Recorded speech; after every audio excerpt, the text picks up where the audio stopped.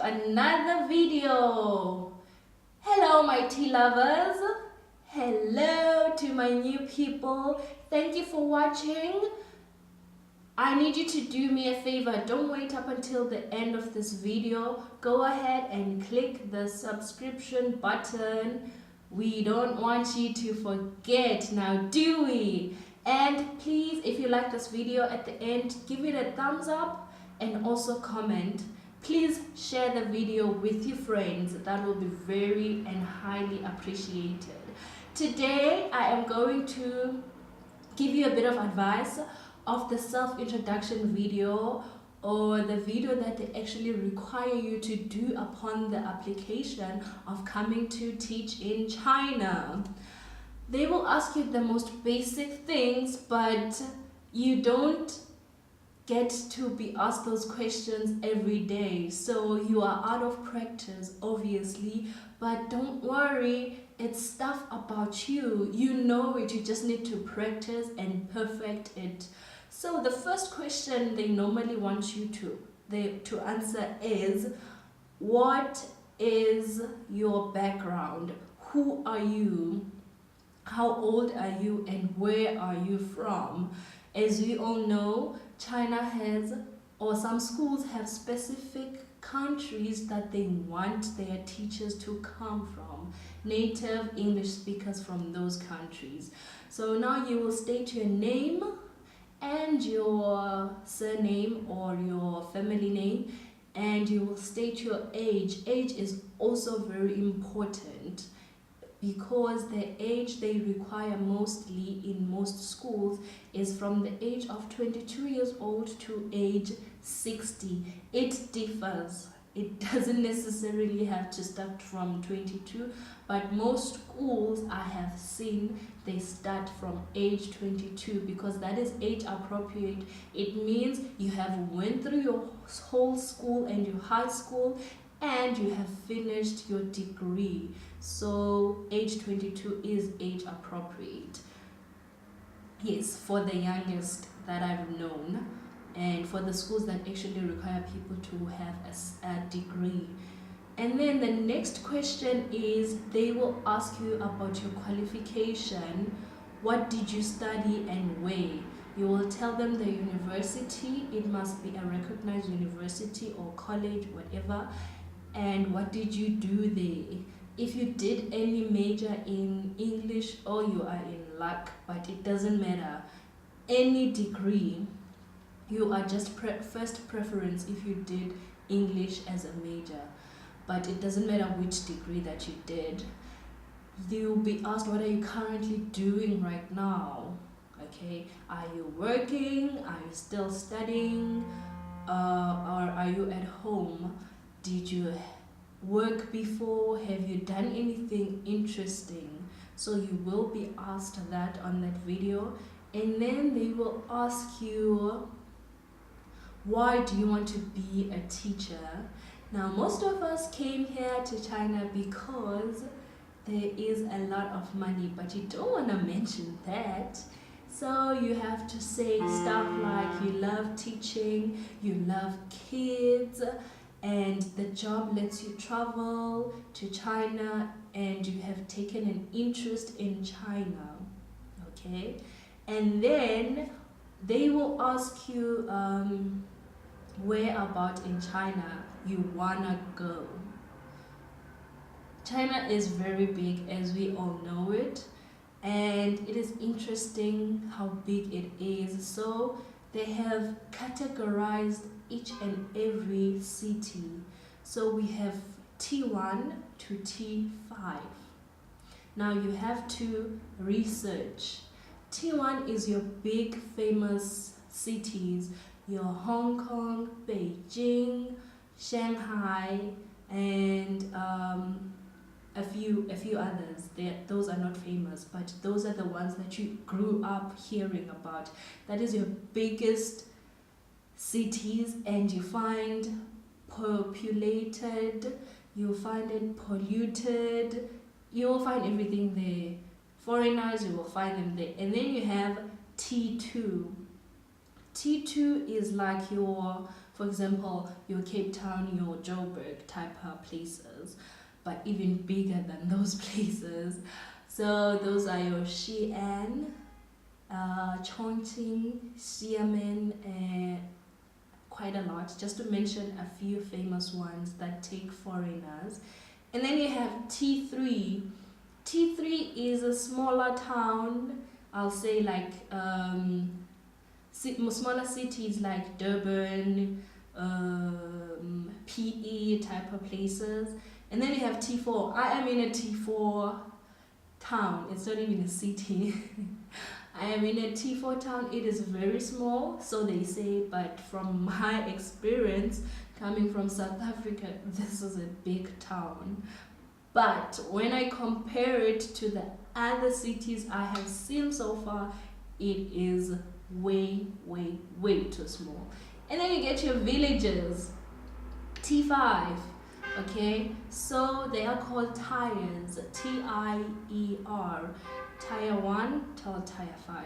Make sure that you do your research, because if you come into an interview and then they ask you where in China you want to go, and then you say anywhere, they will know that, okay, this person didn't do research.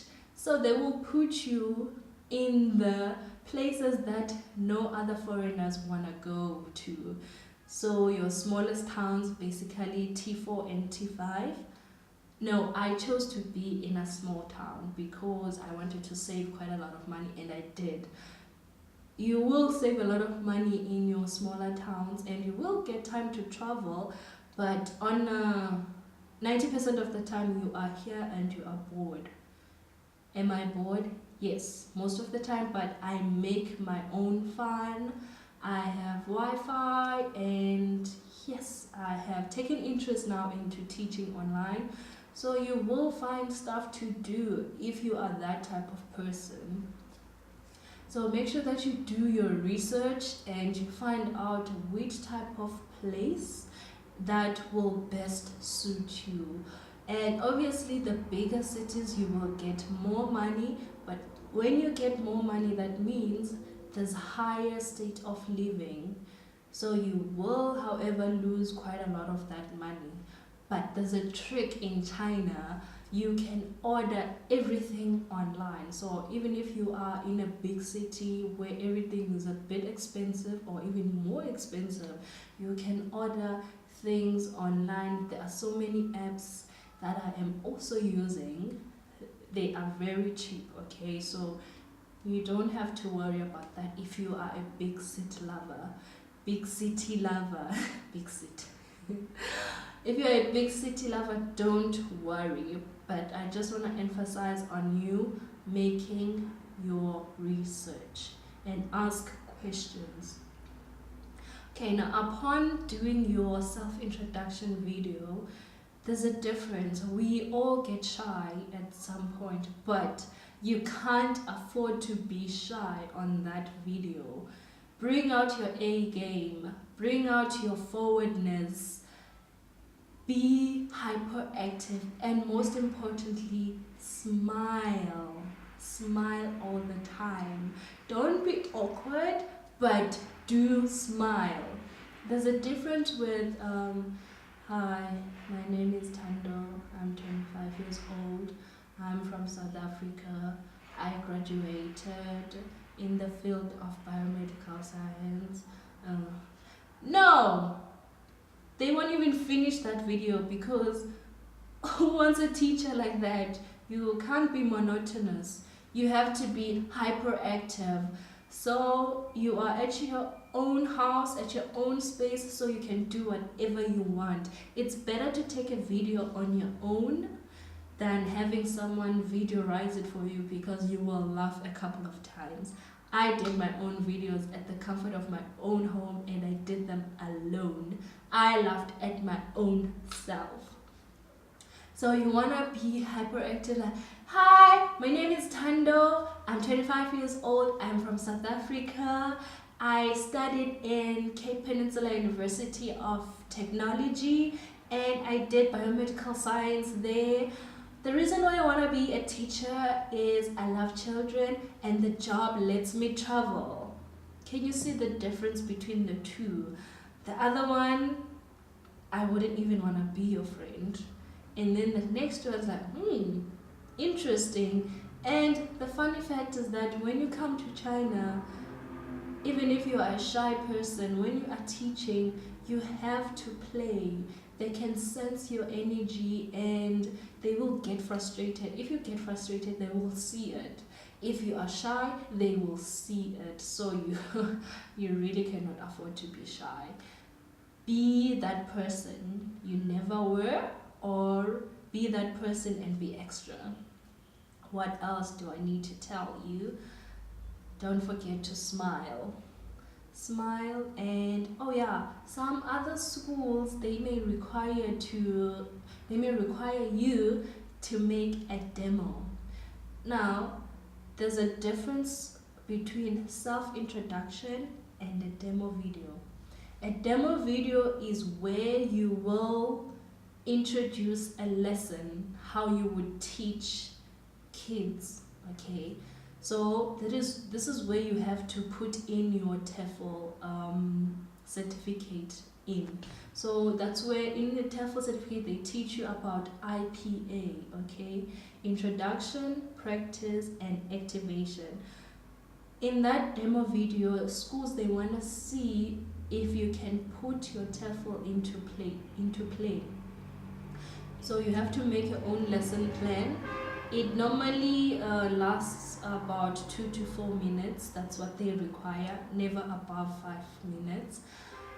So you have to prepare, maybe you will teach them colors.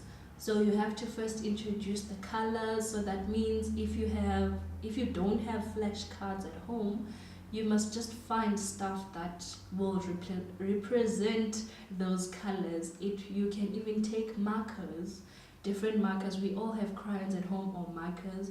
Take those markers, maybe just 5 of them, different colors, and then you have to teach and show in the video, okay, red, orange, yellow, blue, white, whatever. And then if there's a sentence, if they require a sentence like, what is this? Then you have to have your TPR, practice your TPR at home, and have some body language. You can't just be here, what is this? You have to show that what is a question. You don't know. What is this? Something. You have to point at whatever you are teaching.